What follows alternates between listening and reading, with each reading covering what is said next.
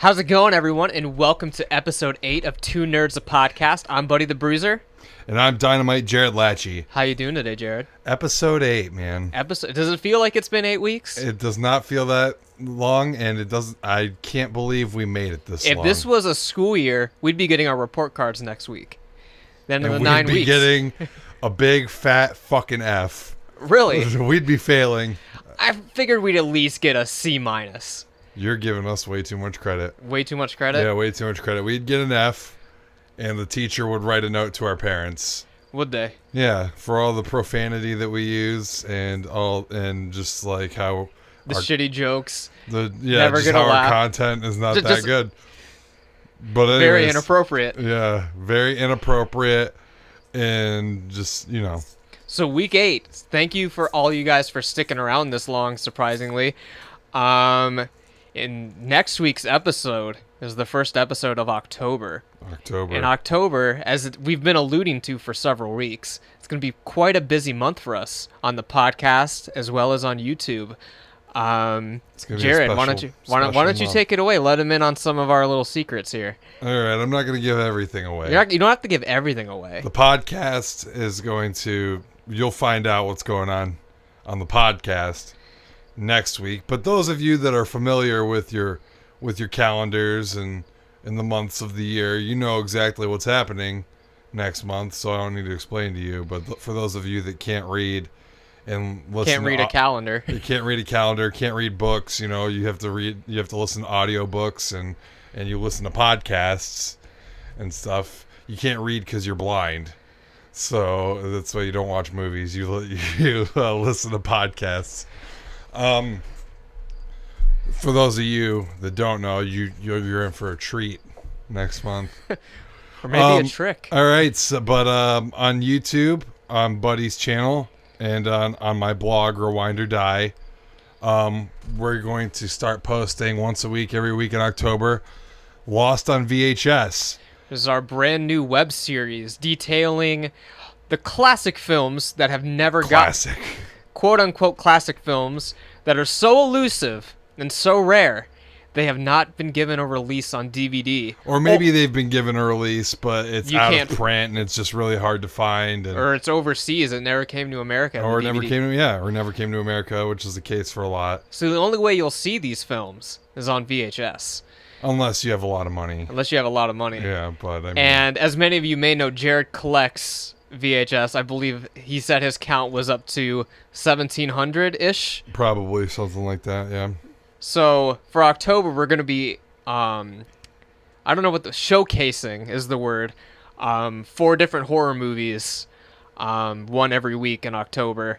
And luckily for us, or maybe not so luckily for us, there are 5 Saturdays in October. So that means you're going to get 5 podcasts centered around our theme for October, which we will release next week with the first episode. And we'll be talking about some horror movies and we'll be talking about horror every week. So you know what? We're starting off October next week, and Ricky said he wants to come back on. Not to talk about video games. He said he assumes we'll be talking a lot about horror movies, and he wants to get in on that. Yeah, so let's all go see Blair Witch, even though we were supposed to already. And next week we can talk about what we think about the new Blair Witch movie. So he'll be on the pilot episode of our October podcast if he wants to be. So we'll work out the details, but for sure. Also, 31 Days of Horror. God, it's so close. I haven't even been prepping for it or anything. 31 Days of Horror starts on my blog, rewinderdivehs.blogspot.com. And that is every day of October. I'm going to be posting written reviews of horror movies.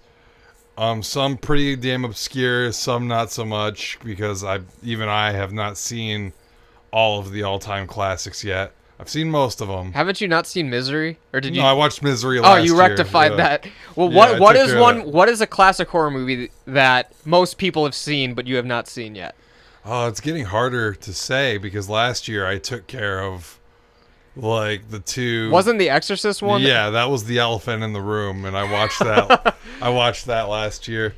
So there was The Exorcist and Misery. I took care of those both last year. Man, maybe I've seen them all. Maybe. Have you seen Rosemary's Baby? There you go. There you go. One. Yeah. It's very overhyped, but it's one you should probably see. I'm understanding that it's probably more atmospheric than, than I like. Right. I'm assuming you've seen The Omen. Yeah. Okay. Yeah. I'm trying to think. That was a 31 Days of Horror like 2 years ago. Like, so. See, I'm just there trying to was a lot where I was like a late bloomer and I didn't get to them until 31 Days of Horror. And there's like some.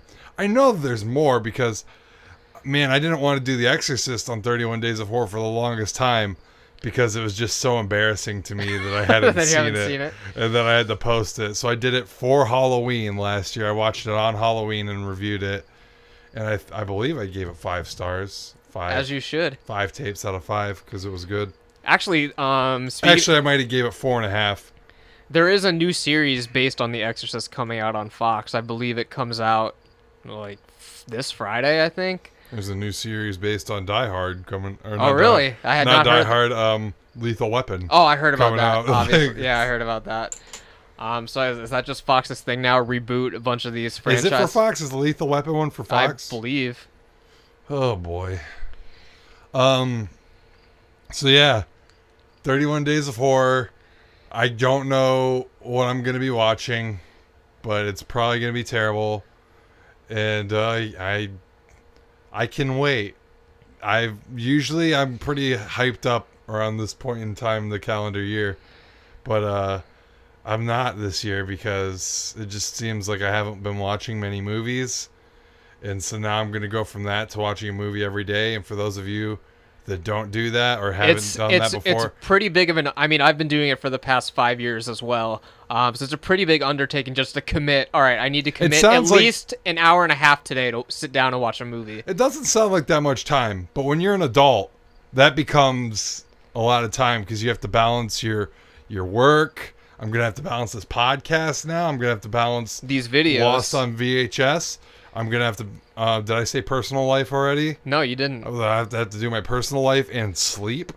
It gets to the point where it's like you're trying to squeeze an hour and a half into your day. And then, like, I'm falling asleep in the middle of the fucking movie and because I haven't slept in fucking 48 hours. Right. So on Jared's blog, you're going to get 31 reviews. On YouTube, you're going to get 4 Lost on VHS videos as well as 5 podcasts in October. And I also might have a few of my own videos that I might be releasing. Oh boy, here we go. If you've seen my 15 facts about Space Jam, I've been thinking about doing some 15 facts about some other movies. So if you have any horror movies you want me to cover... You should just do Halloween. Well... I won't give anything away, but I have some that I'm already... Maybe something will come out on Halloween Day. Perhaps. Before we get started with the real meat and potatoes of the podcast here, just want to give a quick shout out. If any of you guys have delved deep into my YouTube channel by this point, you might have noticed a little retrospective I did of Super Smash Brothers with my old roommate, Steve. He has just started a video game blog similar to Rewind or Die. It's called What's on the Shelf. You can follow them on Twitter at On The Shelf Blog, or you can go to their website, which is what'sontheshelfblog.wordpress.com. He's got a bunch of reviews on their video games, such as Terraria and Overwatch. So yeah, check him out. He said he has expressed interest on potentially coming on the show, I believe, at some point. Should get him and Ricky him and Ricky are friends. We wouldn't even have to talk. That's like a giveaway episode for us. If we ever need a week off, just have Ricky and Steve come in. And they just talk shit about video games. They are two nerds. So yeah, keeping with the our name. Stunt doubles. Our stunt doubles that look absolutely nothing like us. Well, but But yeah, so the real meat and potatoes. What do you want to get into? We've got a couple fans on in here, and I have a feeling you know why these fans are on. Look, they are not on. They're not on high enough. Jake, our lovely producer, theme songwriter, and I don't know what else he does, but he runs the studio here at Dynamite Palace, and Man, must not know what month it is because he's like, I'm going to turn this fan on low before I leave. He did say that. Jesus Christ, man. It's fucking hot as fucking here. And I'm sweating my balls off. And there's only one reason why. The fan is on low. And even if it was on high, it would not be enough to cool the temperature of Sextember. The very last week of Sextember. The very last week of Sextember. It's been a hell of a month. The sexual tension is at an all-time high. I would say it's reached a peak at this point. And good lord. Good lord. Sweating. My pants are getting a little bit tighter. Chafing at all? No chafing this week. No chafing. So we've talked about some of the greatest sex scenes of all time. We've talked about some of the worst, and we've talked about the most comedic. For this week, we're just going to talk about some of the sex scenes we may have overlooked. Buddy, we need to get to the bottom of this. I'm telling you what, we've overlooked a couple sex scenes, and we'll bring them up. Let's just bring those up, and then bring those up. It's absolute blasphemy that on our first episode we did not talk about Evil Dead. The tree rape scene. Yes. Where would you classify that on sex scene? Is that a good sex scene? Is it a bad sex scene? What would you even count it as a sex scene? I think it's a great sex scene, but it's also a rape scene, and therefore subject to make a lot of people uncomfortable. I don't know. That one's up in the air. I love it. I'm not saying that there were two iterations. I'm not saying that I condone tree rape. It was good enough for them to do it again in the remake, correct? Yeah, they did do it again in the remake. In the remake, it had a little bit more purpose, though, because I think that the girl that got tree raped kind of got. She got crucified on the tree, didn't she? Didn't she get kind of possessed though? I think she. I saw the remake in theaters 2 weeks. I reviewed it. It's on my channel. My thoughts on Evil Dead the remake, by the way. Shameless plug. Shameless plug. But no, I have not seen it since it was in theaters. I actually saw it 2 weeks early. I got in on a critics special showing 2 weeks before it came out, so that was the thing. How'd you bullshit your way into that? They did it in Kent for some reason. They had these couple reviewers from YouTube, some from the newspapers around going to Kent, and it was free. So I went. They gave you a little poster and a little package, a little press release. I don't know how I finagled my way in there, but I did. Wow. But yeah, the tree rape scene in Evil Dead and the tree rape scene in Evil Dead 2013 reboot or whatever the fuck it is. Apparently, it's in the same universe as the Evil Dead's. Have you seen Ash vs. the Evil Dead? I haven't seen any of it. Yeah, I've watched half of the first season and then I kind of fell off. Not that it was bad or anything. It was just that I kind of fell off. I was watching it alongside Ricky. And then, at some point, he started, when he would come over, all we would do is just play video games, and we wouldn't watch Ash vs. Evil Dead. But I need to finish the first season so that me and you can cover the second season, because it starts in October.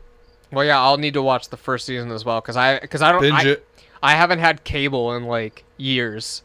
They have the set at Walmart, I'm pretty sure. I'm sure it's there. Yeah. It's there. Because I've been thinking about buying it to round out my Evil Dead collection because I own Evil Dead 1 through 3 on all formats. I have it on VHS. Well, not Laserdisc, but I have it on VHS, DVD, and Blu-ray, and then I have Evil Dead 2013. Or was it 2014? 2013. 2013 on Blu-ray as well. So I kind of just grab these damn Evil Dead movies, and so having that on Blu-ray would kind of complete it out. Yeah. Sort of. But anyways. But anyway, we're here to talk about sex scenes. Yeah, man. You got my chub going down a little bit on this Evil Dead talk. What do you think? Bad, good, great? Have you done your business to the Evil Dead tree rape I have not done scene? my business to the Evil Dead tree rape scene. I can neither confirm nor deny if I have done my business to the Evil Dead tree rape scene. There's a scene in They Live. There's a sex scene that is possibly overlooked with the when Roddy Piper finally breaks the satellite or whatever, and all the fucking aliens, like their illusion or whatever comes off, and they're all aliens, and the one girl is like, I think she's on top of the guy, and she's like kind of riding him, and he becomes an alien, and she screams, and he's like, "Oh, what's the matter, baby?" Like he has no idea that she's seeing that he's a fucking alien. That's a funny one. See, I walked in on the other night. I walked into a room about 6 people watching They Live, and they did not look into it. And I was like, "What the fuck is wrong with you people? This movie's great." They didn't wait. They weren't paying attention to you. They might have just been stoned, or I don't know what was going on. They weren't. At least 3 out of the 6 of them were like not into it. I could tell, and I was like, "You guys are wild." Where was this room? You know what room? Was it at my house? Yeah. Oh shit! You're watching it on the VCR. I'm disappointed in my roommate and her friends for not paying more attention to They Live. She was into it. Was she? She was into it. The ones on the couch, they were like half asleep. I don't know what was going on. And I was like, this, like, and when I walked in for the second time as I was leaving, they were at the scene, the classic scene, the bubble gum. That line. Yeah. None of them even laughed or got a smile or anything. I was like, what is happening right now? Well, you know. I don't know what to say. We're here to talk about sex. We're here to talk about sex. So some scene... Okay, actually, when I think we were recording our first episode, right before we hit record, we had the TV on in here watching a sex scene from Austin Powers. But it wasn't really a sex scene. Yeah, it was. No, it wasn't. It was the tent scene. No, I'm talking... Where it appears that they're having sex. Well, that happened too. But I'm talking about the Dr. Evil fucking... We saw that scene too. Wait, Dr. Evil? When he's in the 50s or 60s and he's seducing the one girl. You know, and like the Let's Get It On starts playing, the bed comes out of the layer. Oh, yeah. Okay, yeah. That's a hell of a sex scene. Oh, man, I forgot all about that. But yeah, Austin Powers does have a lot of almost sex scenes where people think they're having sex and it's real fucking weird, but... When they're in the tent, she's like pounding like the tennis racket into the bag, but it appears like the silhouettes appear that she's pounding a tennis racket the other way. into It's his Austin. ass. I think. Oh yeah, because Austin's the one. Sitting down and she like pulls like the stink bomb out of his ass. Yeah. And it's like, oh, that's classic. Yeah. So, do you have any other sex scenes? Not off the top of my head. We're finishing Sextember like this? Absolutely not, buddy. What we're going to have right now is an in-depth discussion. What is the greatest sex scene of all time? We've talked about some of them, man, and now we're gonna have a heated debate right here. What is it? What's your pick? I don't know. Take it out of there. Come on. Because it's hard. Because it's like the best sex scene, the most. So what you're saying right now is that the Evil Dead tree rape scene is your ideal sex scene. It could be up for debate because. How do you define the best sex scene? Have you jerked it? Have you jerked it to Evil Dead? I don't think I've ever jerked it to any movie sex scene. You're young enough that you've probably been spoiled with internet porn for most of your jerking it career. I have not lived in an age where I don't remember the internet. Okay. I remember the internet like for a long time. I mean, I remember when there was internet. Because I think the internet actually got invented around the time I was born, but wasn't readily available. Yeah, so I think that people really started using the internet probably around 95 maybe. Yeah. And it still didn't get huge until it didn't become like a household, like everyone has to have it until like I'd say like 2000, 2001 or something like that. Well, yeah, I didn't have it at my house for a while, but as soon as I started going to school, like even in kindergarten and preschool and stuff like that, there was always internet. And you were watching porn. In kindergarten, yes. All right. That's where I first discovered the ET porn. Okay, and I kept it with me for the rest of my life. All right. Yeah, so but there was a time where, it was a struggle for me to freaking do my business. And so I had to find ways. Like I guess your generation is not familiar with having to pause the VHS tape on a particular scene. No, I have. Explain to me what it was like in the early '90s when I was a wee infant, and you were. And I was a 20-year-old. You were a 20-year-old man, just ready to freaking sow my wild oats and do what I had to do to serve my evolutionary purpose. Well, buddy. So back in the day, before the internet was readily available, you had to get creative about. Maybe not so much creative, but sometimes you did have to get creative. Is resourceful a better word? Yeah, resourceful. More resourceful. As to what your material was going to be. And so movie sex scenes were very much spank bank material at times. Until you found your father's hidden porn collection, which every dad has one, which most people have found. Yeah, like you will actually, it's almost a rite of passage. So I've got teenage years. I've got a very disturbing story to tell you. All right. I won't mention his name on the podcast. He's not listening, but I'm still not gonna put his name. But in high school, I was in the band Knuckles Up, and we had a friend who lived at a couple houses down from where we practiced, and we found a sex tape of his mother, and he saw it. Oh, nice. He watched it. I don't know what happened after that, but do you think that did he seem pleased by the sex tape? I don't think he was pleased that all of his friends found out about it. But it was very did you guys find it while you were hanging out with him and then I believe, what's this, and put it in? I believe our drummer found it and was like, I never saw it myself. I believe our drummer found it and a couple of our other friends watched it with him because they were like, what's this? And then it turned out to be a sex tape of his mother. Pardon me. That was a yawn. I'll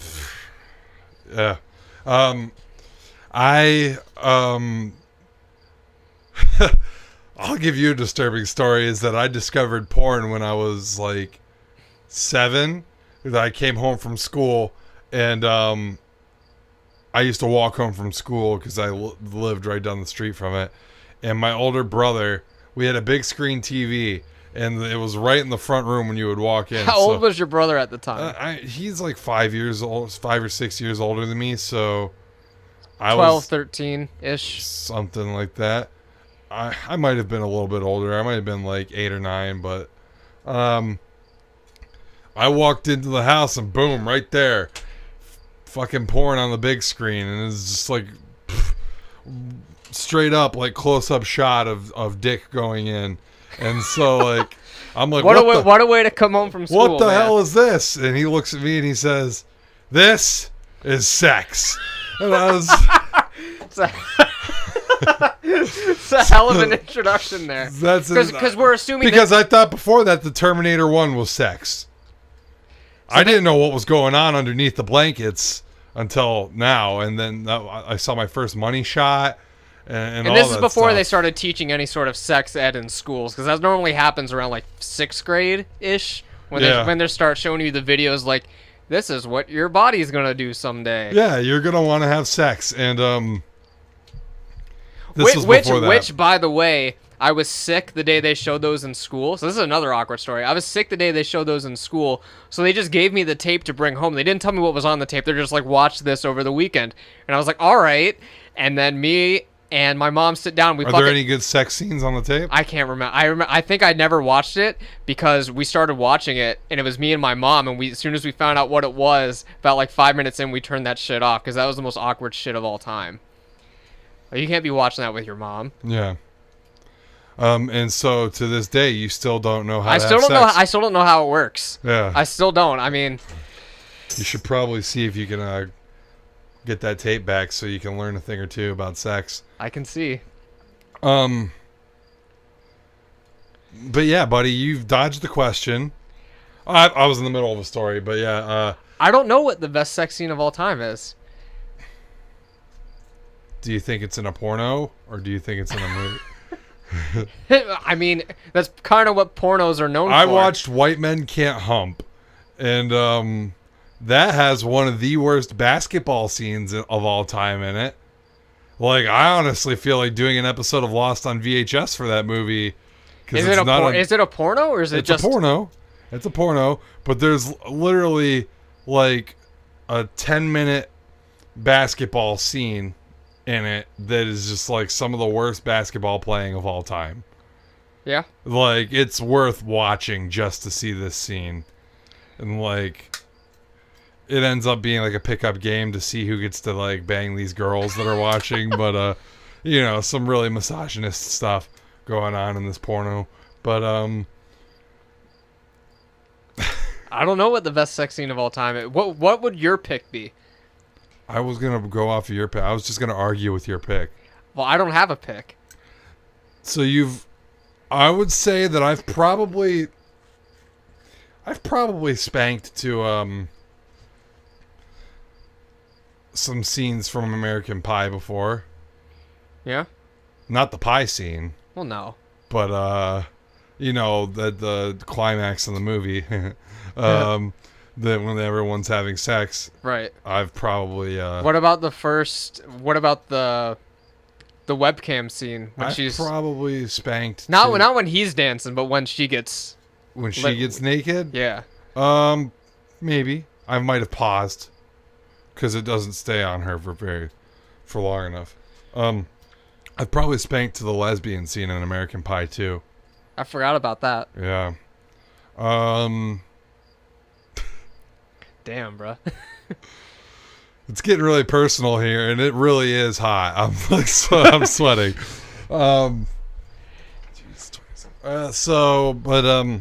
Yeah. So back in the '90s, and I mean, American Pie and American Pie 2 were after the '90s, but still, internet porn was not like readily available. I mean, it was, but it was like pictures back then. Like you had to look at pictures. I'm really getting educated with You couldn't really watch videos. You had to download videos on like Kazalite or Morpheus or you know, and it was a mystery what you were gonna get. You know how porn videos are, just like big tits, dick, you know, like how that's the description of them, and it's like, okay, I'm gonna download this video of big tits, dick, and see what I get, and sometimes it just wasn't pretty. You know what I mean? Plus, I had my friends peer pressuring me to watch World's Fattest Vagina all the time. How'd that turn out for you? I didn't watch it, but they were all like, dude, you gotta see this video. So, but most of the time, it was a pain in the ass to download a porn video. It wasn't all streamed like it is now. And, so you would still either have to find your dad's porn collection, or you'd have to find a good sex scene in a movie to do your thing. Or you just have to settle for pictures like in a magazine or on the internet. So nowadays it's like we're so spoiled that kids today have it way too easy. They do. It's like they have no appreciation for the struggle that my generation had to go through at times. It's like now you can just be like, oh, here's a porn streaming site. You can't even look at just pictures anymore. You can't, because there's just videos right there. So. Right. So yeah, Jared's texting one of his ladies again. As per usual on the podcast, Jared is half on the mic, half on the ladies on the phone. It's Sextember, buddy, and I got to keep it 100. Yeah? Yeah. I can't believe you're not contributing to the best sex scene ever. I know you have a girlfriend.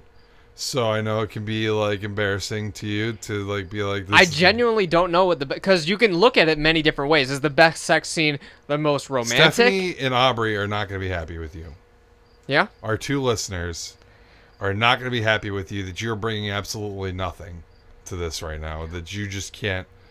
I said in the first episode that The Room was the best sex scene I've ever seen. No, that was your favorite sex scene of all time. Oh. But now you need to put your personal preferences aside and find out what is the best sex scene ever.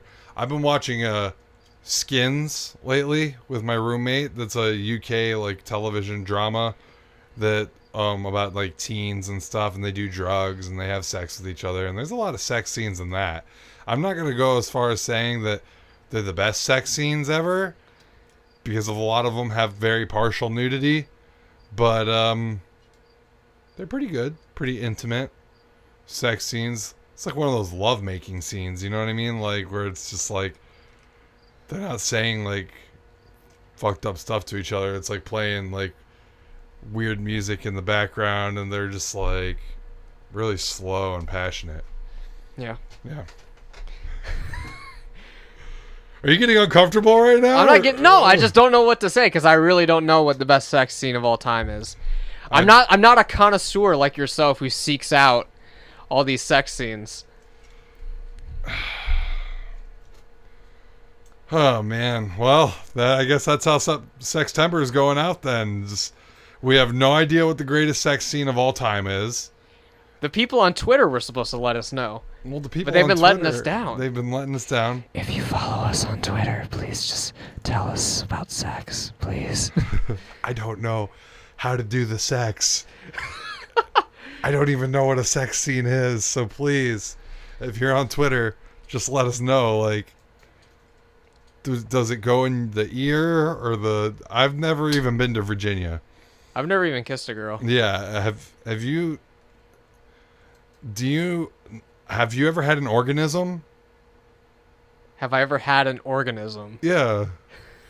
You know, that's like when people do the sex. Like they have that organism. Yeah, they have an organism. No, I don't know what that is. Oh, well. Never experienced it. Me neither. I've just... One time I looked at a girl and it was kind of weird, so I ran away. My pants got kind of tight and I was like, oh, like... This is weird. Just ran away, so... Alright. Sextember, man.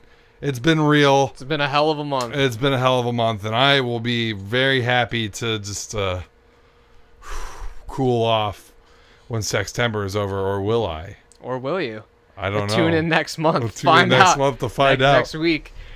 If it's going to get cooler in here or not. So what's been going on in the world this week, Jared? Are you keeping up to times with any current events in the video game world, movie world? Anything going on? I've been asleep all week. You've been asleep all week. I was literally asleep until you walked into my house today. Well, I was at your house for like a half hour before you woke up. So you didn't wake up as soon as I walked in. Like I woke up and like my roommate in a very awkward moment was like, "Buddy's here." Well, she texted me that after she left. And then also underneath of that is a text from you from 15 minutes ago that says, "I'm here." Well, you told me 5 o'clock, and so I usually get to places a little early. Comes from he's a professional. Being in marching band, being on movies. We live by the term to be on time is to be late. So I'm usually a little early to everything, and Jared's usually asleep when I show up, no matter what time of day it is. Absolutely. And I'm still half asleep right now. I'm sleepwalking through this podcast right now. So, I watched a trailer for Resident Evil 7 the other day. Like, the newest trailer kind of came out, and it's like, I don't know what's going on in this trailer, man. Did you watch it yet? I haven't, but you can tell me about it. It's like, there's some, like, gameplay stuff. Like, this guy, like, walks out of an exploding car, and he's on fire, and they're shooting at him, and he, like, just kind of walks through the bullets and grabs the dude. And then, like, the rest of the trailer is, like, a first-person perspective of the main character, I guess. And he's, like, tied down to a chair at a dinner table while this family is, like, eating. So it's Texas Chainsaw Massacre. Yeah, it's pretty much Texas Chainsaw Massacre, but they're immune to bullets. So I don't know if there's, like, some sort of new virus. But, like, these people are still, like, rednecks that are... It was weird. I don't know how I feel about it. I really don't know how I feel about it being first person.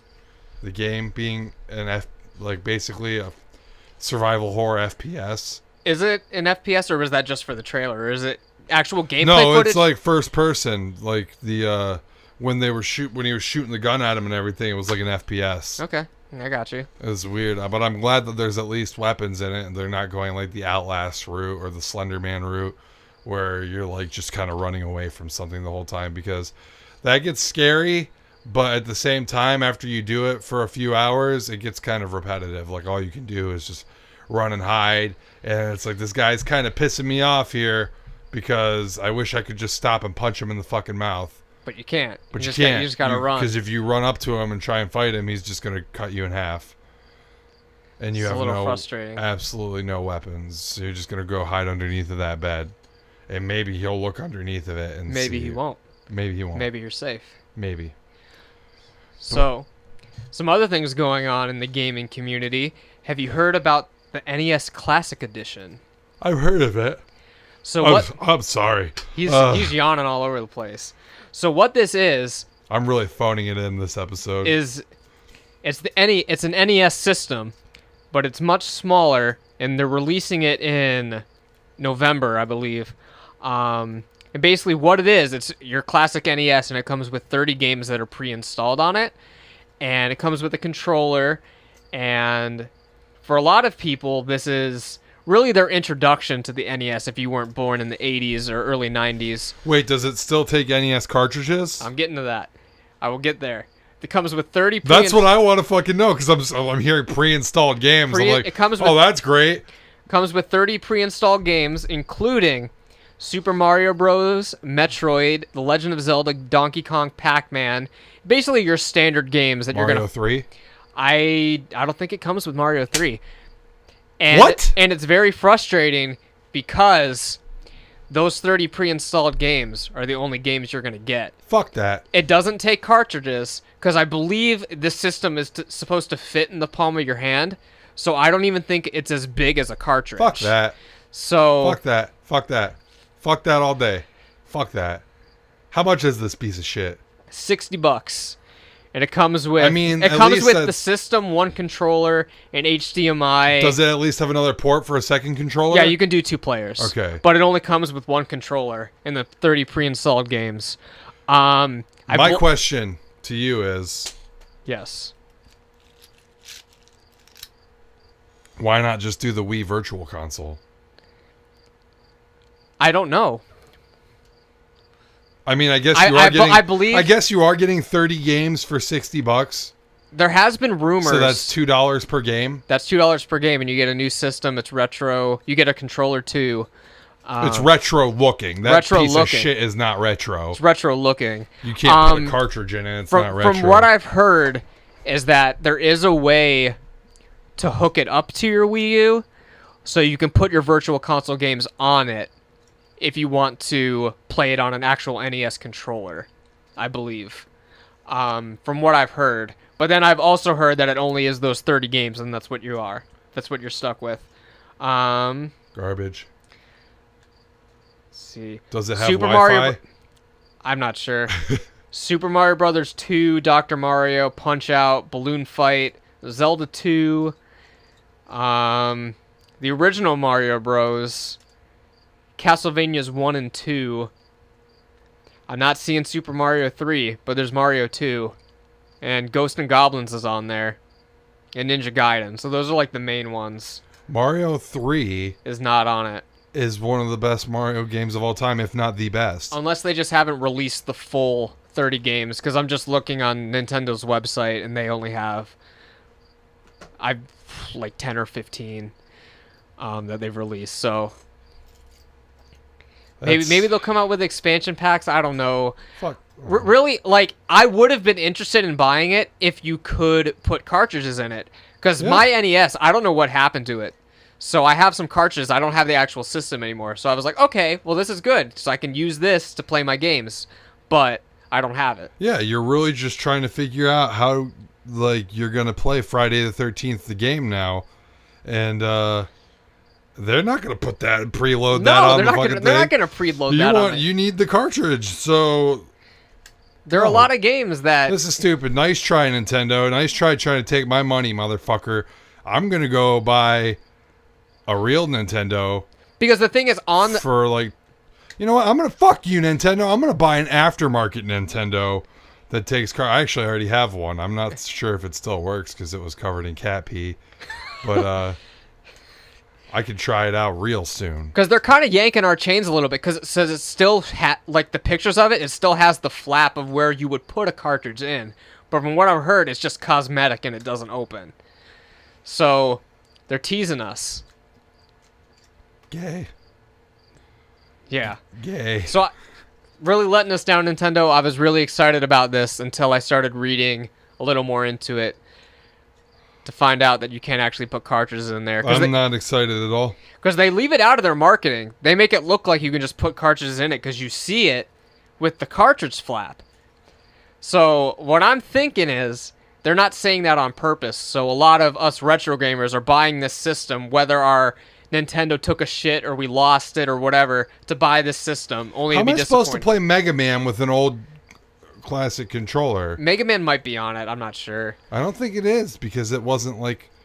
From what you were reading there, I guess Ninja Gaiden's not, but isn't Ninja Gaiden a Sega title? No. Well, it was on NES too. No, but I mean, like... Yeah, you're right. It was arcade and then it was in Nintendo, I think.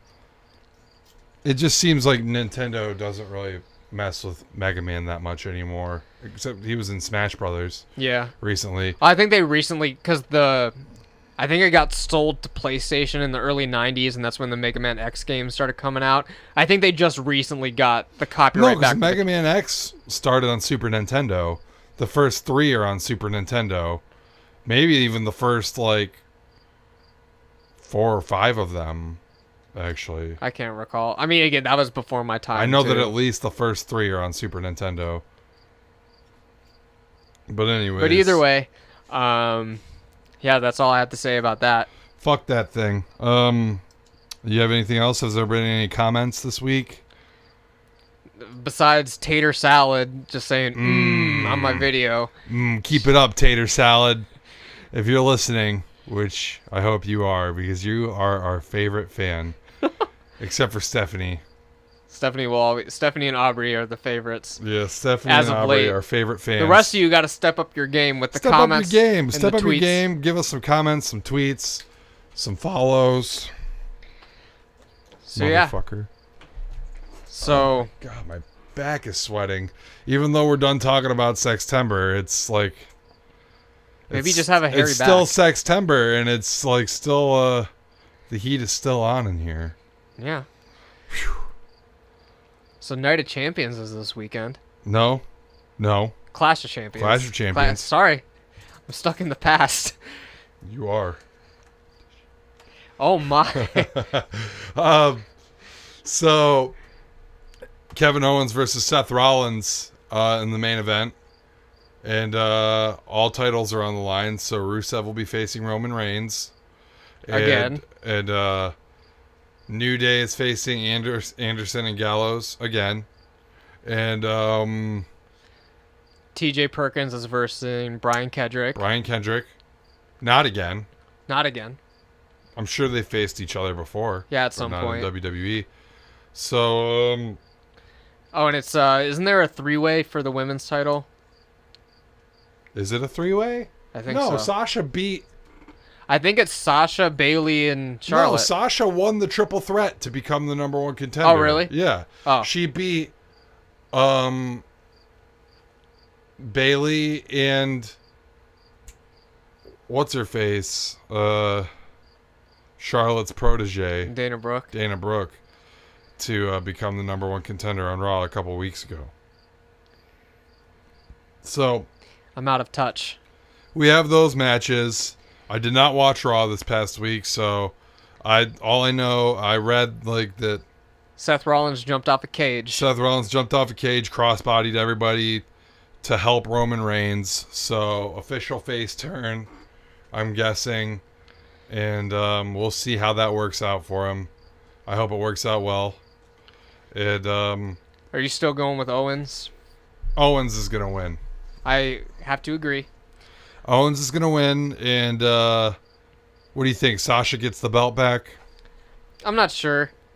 That'd be nice.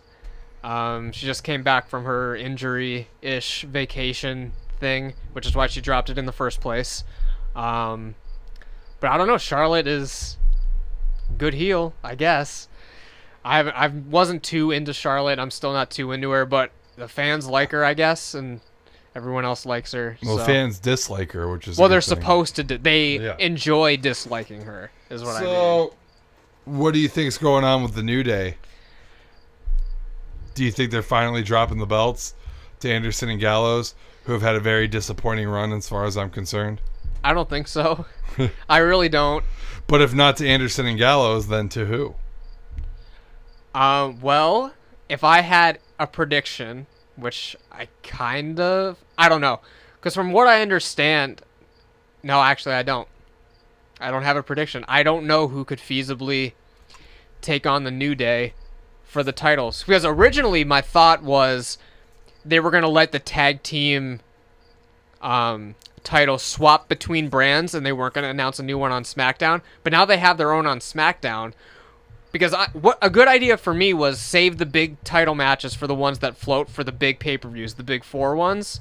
So it'll go back and forth. But now that SmackDown has their own, I don't see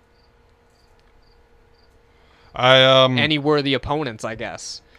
Do you think that maybe they'll make a tag team out of Cesaro and Sheamus, begrudgingly respecting each other after this Best of 7 series? Perhaps. I mean, they could make a tag team out of... No, I don't think they'd do that either. I don't know. I guess the Shining Stars are going to be our next tag team champions, so... Start a petition right now. If you want to see this, which no one does. A tag team between Braun Strowman and Roman Reigns. They can call it Strowman Reigns. Be the worst tag team of all time. Maybe they'll take on... What the fuck?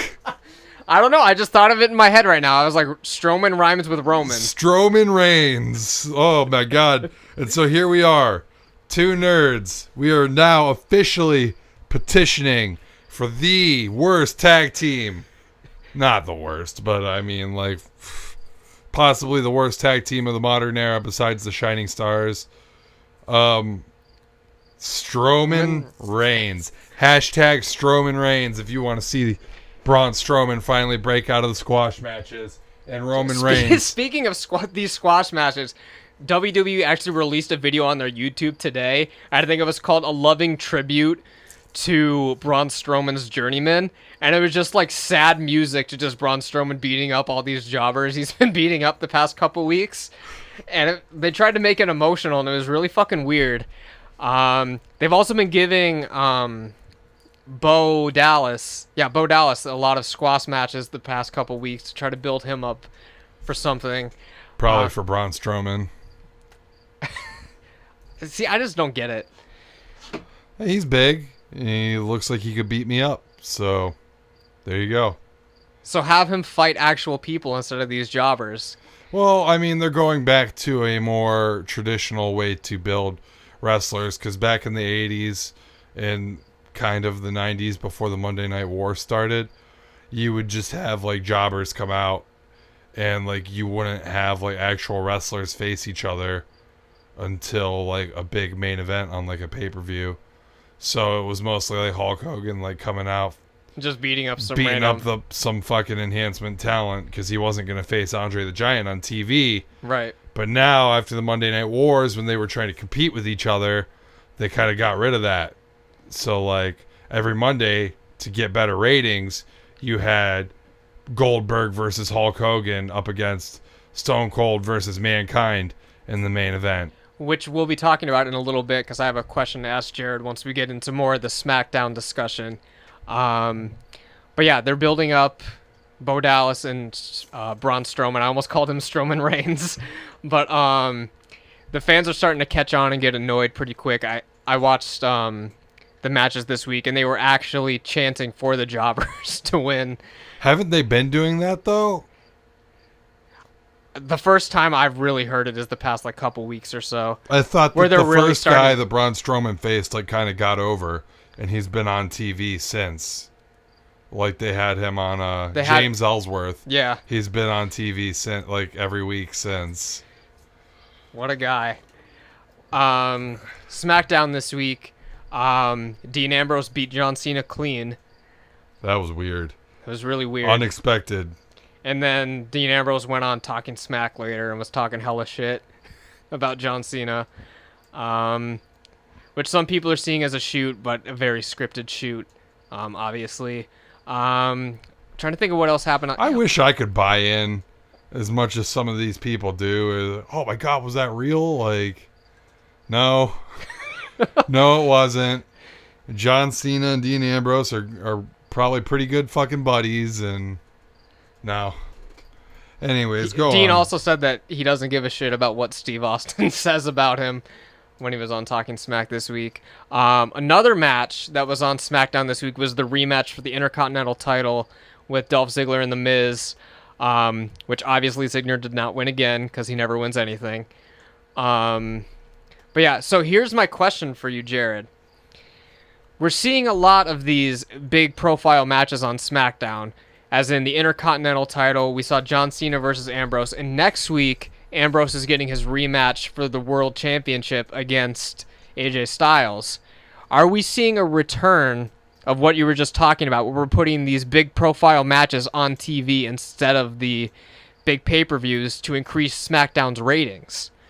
It's not really a return to that, since we've been doing that for a long ass time, and you still do it on Raw, and it's just that now they're starting to build people up through squash matches more so than they were doing over the past decade and a half.